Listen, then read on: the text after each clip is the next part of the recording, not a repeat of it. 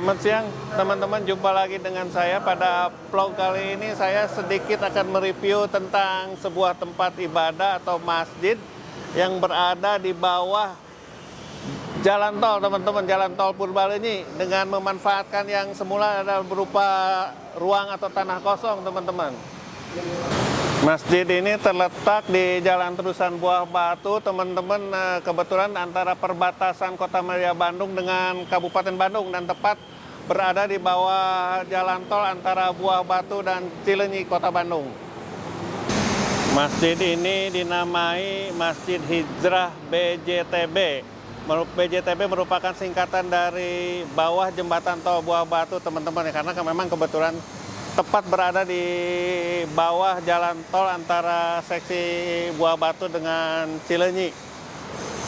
Sekitar 15-20 meter dari samping kanan Masjid BJTB ini, teman-teman, ada juga jalan kereta api KCJB atau kereta cepat Jakarta-Bandung yang beberapa bulan lagi akan diresmikan, teman-teman.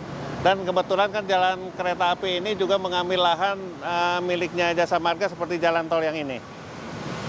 Nah, teman-teman, sekarang saya sudah bersama Kang Saipulnya, ya, sebagai sekretaris Dewan Kemakmuran Masjid Hijrah BJTB.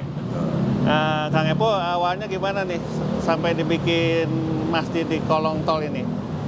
Inisiatif siapa dulunya? Awal secara muasal itu di tahun kemarin, tahun 2022, ada mungkin kira-kira 1 bulan sebelum ke Ramadan tahun kemarin. Memang dari teman awalnya, teman ngasih tahu ada channel YouTube namanya Yusuf Hamka Baba Alun. Ada di sana. Yang punyanya Yusuf Hamka. Iya. Oh iya iya. Itu ternyata menginspirasi. Iya iya. Dari situ dilihat, dikirim gitu Iya, kan. iya. Nah, udahlah kita bikin di bawah tol pada saat itu. Ya, sebelumnya nih lahan ini apa nih? Sebelumnya lahan ini yang terakhir ya, Ya. yang terakhir kali sebelumnya lahan ini di sini banyak ada tempat parkir truk, ada kegiatan usaha lain. Pokoknya tidak bertuan lah istilahnya ya. Pencetus awal siapa? Pencetus awal saya sama teman saya seorang yang beliau tidak mau disebutin namanya. Iya iya. Pencetus Iya. awal itu kami berdua. Iya. Terus Kang, untuk perizinan prosedurnya dulu gimana?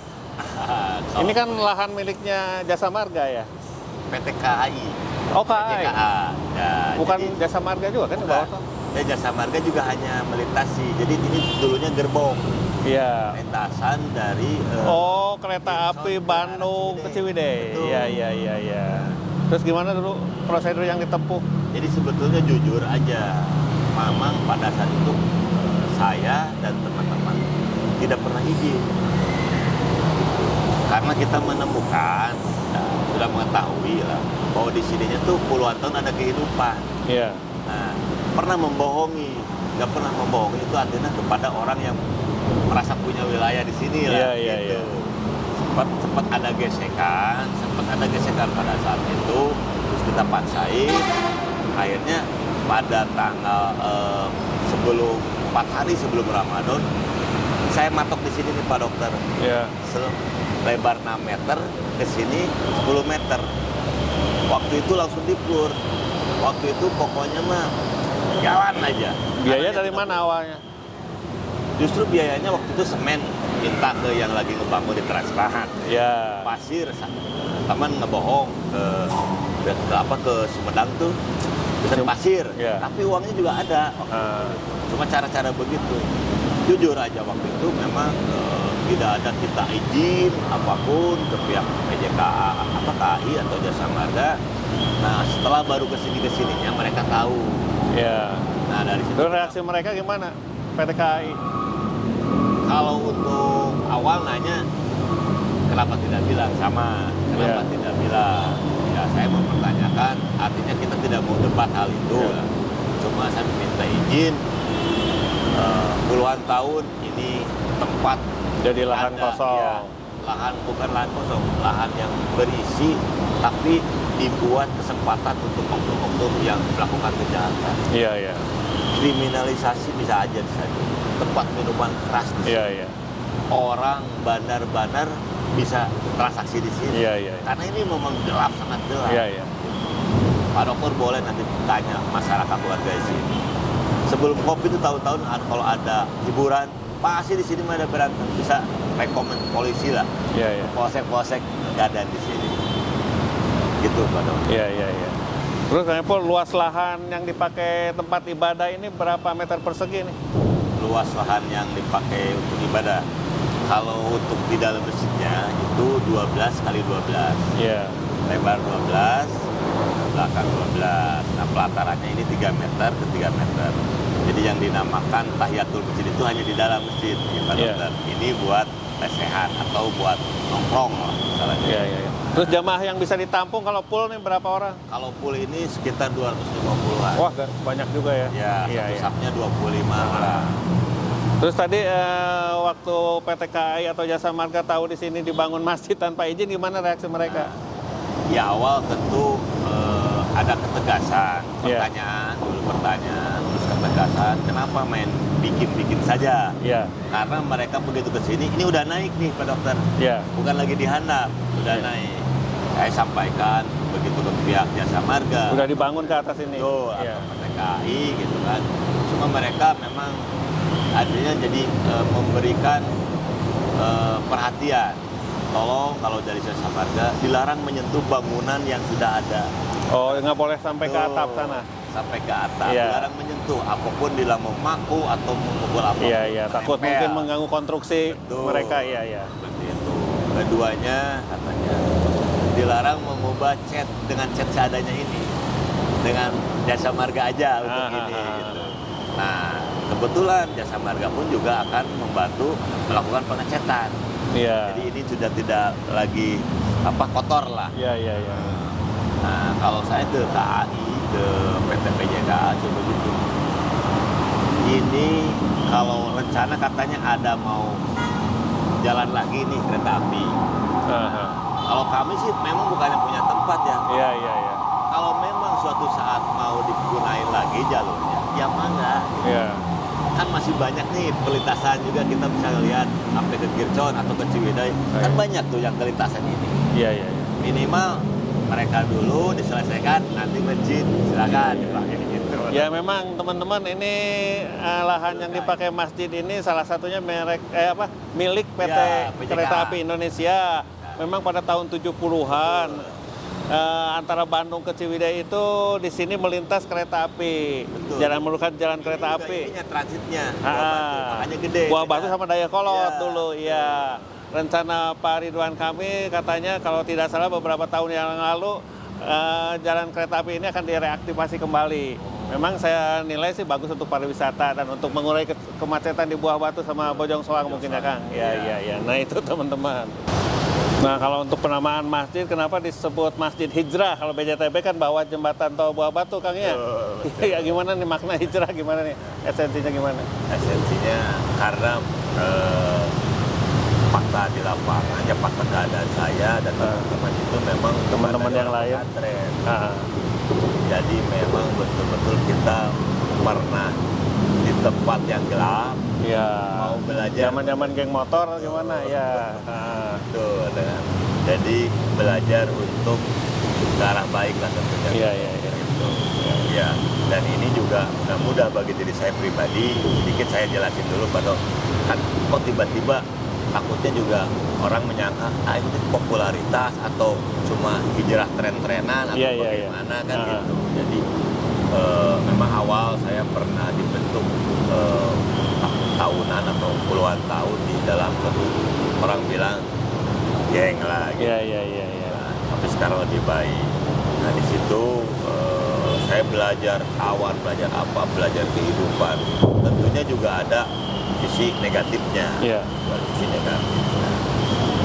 Dan hal itu juga bukan menyalahkan antara apa yang berada di dalam suatu komunitas tersebut, tapi perilaku saya menjadi sesuatu yang tidak bisa saya bawa arah, Ya. sehingga pernikahan saya juga berakhir saya cerai. Nah, yang menjadikan pada saat itu keluarga atau saya sama istri itu bercerai tidak menjadikan suatu pukulan atau menjadi bahan tapak bagi saya. Justru mengambil anak saya. Menyadarkan untuk mengelola masjid ini juga. Iya. Kalau untuk manajemen operasional kan kita perlu dana nih Kang, apakah ada donatur? Ada. Misalnya dari mana aja mereka? Donatur kebanyakan dari jamaah. Iya. Jadi awal donatur itu memang pertama itu ada beberapa teman kayak Ustadz Hendra punya jamaah, saya punya jaringan di bekas anak-anak motor gitu kan. Terus kan saya bikin grup nih, bikin grup yang suka kesini, teman semuanya dimasukin. Nah dari situ saya selalu share. Jadi butuh ini sekian, ada pelaporan pengeluaran pemasukan dari warga yang berdekatan juga di sini sampai terus ke warga dari Podomoro, Ceripil, gitu kan. Ikut menyumbang juga. Iya. Antusias. Terus untuk tempat yang sebegini luas ini jemaah perempuan juga ada? Bisa? Bisa. Nanti kan ini kan masih progres. Iya. Jadi kalau jemaah perempuan itu kan mesti pakai pembatas. Iya. Nah, kita belum ngadain pembatas di sini nih, Pak, untuk yang perempuan. Gitu. Terus kalau kegiatan-kegiatan di luar bulan Ramadan apa aja? Kegiatan di bulan Ramadan? Di luar bulan Ramadan? Iya, di luar bulan Ramadan itu kan setiap hari malam Rabu, malam Jumat sama malam Jumat. Kajian kayak gitu. Itu kajian anak mudanya pokoknya semuanya itu kajian anak muda, tapi kalau khusus tematiknya malam Minggu. Gitu. Apa istimewanya yang malam Minggu itu? Malam Minggu saya pernah muda pada muda ya.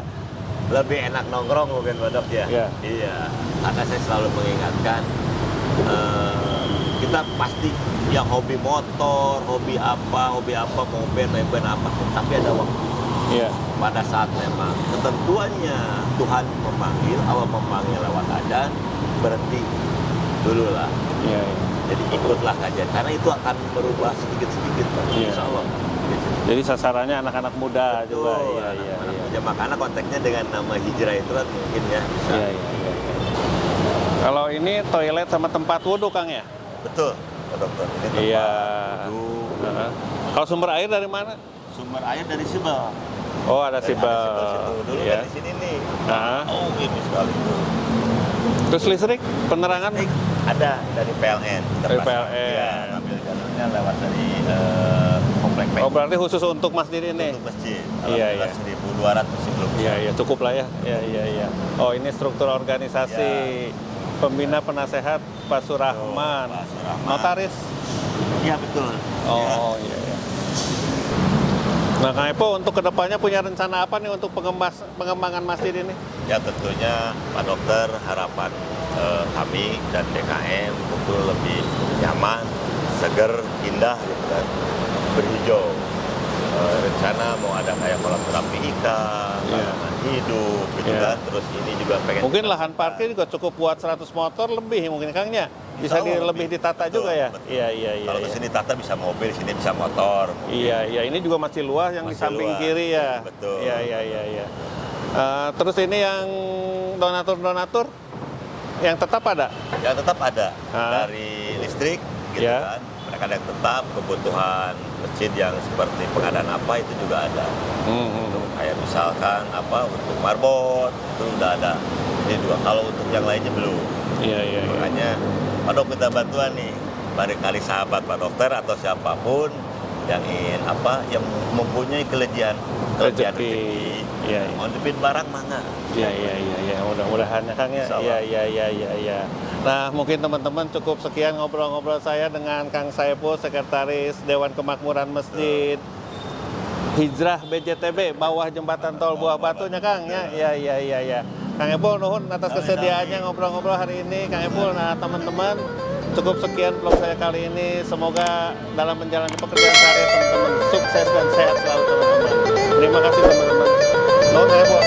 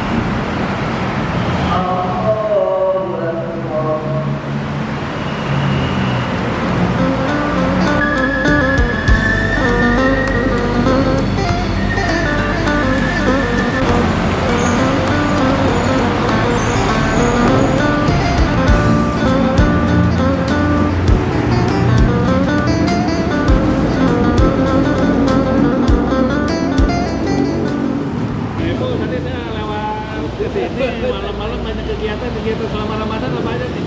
Kalau kegiatan selama bulan Ramadan, setiap hari itu rutin, Pak Dok. Setiap hari rutin ada kajian jelang iftar jama'i atau kajian sebelum berbuka puasa. Lanjut itu jamaahnya mungkin banyak dari Mas Sapir, ojol gitu kan. Terus kita sholat maghrib, lanjut terawih. Nah, kebetulan hari ini bagiannya ada Ustadz Mahmud Solehudin, bagian Bidkar Pendidikan. Kalau saya di sini kajiannya 1 minggu sekali, yaitu hari Jumat menjelang iftar jama'i, sekaligus dengan jadwal terawih. Ya kalau sekarang kan 10 hari malam terakhir. Kalau umat muslim bilangnya itikaf. Jadi setelah terawih kita ada kajian itikaf, lanjut yang itikaf menginap dengan tadarus Quran, dengan berzikir, dengan terus aja mengingat. Terus tadi kayak tajil sama buka bersama itu dananya dari mana? Nah ini kan ada kawan-kawan tadi kebetulan ada dari sahabat kita dari Biker Subuhan. Nah terus ada juga dari Otista, Pak Hendro, juga ada juga dari Pak Sugeng gitu ya, ya donatur. Yang kemungkinan terus menerus mereka itu istiqomah lah ngasih. Iya. Dari warga setempat juga ada, gitu. Dari Aceh juga, dari Bojong Soang juga ada. Selama kegiatan Ramadannya selama ini, apalagi kegiatannya? Jadi gini Pak Dokter, ada satu komunitas biker. Dia bukan dari komunitas yang misalkan klub-klub tertentu, ini campuran, namanya Biker Subuhan. Apa itu Biker Subuhan? Orang-orang yang di motor yang mencintai sholat subuh. Nah, jadi ke masjid-masjid gitu. Orang pesertanya Itu udah di beberapa provinsi sekarang malahan. Iya. Nah, dia senang berbagi tajil, mengejar masjid untuk subuhan. masjid ini. Betul, iya. Malahan kita dikasih jam dari Biker Subuhan, jam digital untuk waktu sholat. Gitu. Berapa orang biasanya yang hadir kalau kegiatan Untuk sholat Biker Subuhan, kurang lebih 40-30 orang. Iya. Biker Subuhan. Jadi mengarahkan ke hal-hal yang Betul. lain. Kegiatan lainnya apa lagi? Kegiatan lainnya selain itu ya lanjut tadarus lah kalau setelah subuhan. Malahan kita juga pancing. Bagi warga yang datang, kan ada tahsin nih, tahsin Quran setiap hari Rabu. Yang datang berjamaah subuh itu dapat beras kita. Dari mana berasal? Dari donatur kita minta. Iya. Gitu. Apalagi yang bisa mau Berapa banyak tuh, berapa kilo 2 kiloan per orang? per orang sesuai jamaah yang hadir. Kalau bisa adan sama muadzin plus kopi sama indomie 5 biji. Untuk berapa orang? Kalau yang adan 1 sama yang iqomah. Keren loh. Kalau kajian sebulan berapa kali di sini? 1 bulan di sini menjelang Ramadan itu 4 kali. 4 kali ya kajian setiap hari Jumat. Pak Mahmud. Gitu. Khusus dengan kajian khusus dengan saya. Kegiatan lain nanti apa lagi? Kalau kegiatan lain ya mungkin di sini ada kegiatan tahsin ya, tahsin. Terus ada kegiatan kajian-kajian Riyadhus Shalihin. Kebetulan itu dipimpin oleh Ketua DKM, yaitu Al Ustadz Hendra Abdurrahman SPDI. Kebetulan saya di sini di struktural sebagai bidang pendidikan. Oh, ada pengurus-pengurus. Nah, ada pengurus-pengurusnya di sini. Betul, ada pengurus-pengurusnya di sini sehingga kegiatan-kegiatan di sini terprogram dan terencanakan. Apalagi nanti akan ada sholat gerhana. Itu tanggal 20 April. Ya, pada hari Kamis. Nah, kebetulan sholat gerhana di sini insya Allah akan dipimpin langsung oleh Ketua DKM. Bapak Ustadz Hendra Abdurrahman. Saya mengajak Ya, ini sebagai pengurus masjid dan marbot sehingga di sini sebagai sekretaris Masjid Hijrah BJTB. biar ada rekomendasi. Ya, nah bahkan Kang Saipul ini adalah beliau sebagai penggagas atau pendiri awal adanya Masjid Hijrah BJTB. Nah, adapun nanti filosofi dari nama Masjid Hijrah BJTB bisa ditanyakan langsung ke Kang Epul. Iya. Mangga. Oh, kalau itu Saya khusus, sudah ngobrol-ngobrol tadi siang. Iya. Ya. episodenya khusus itu ya, banyak sekali kan.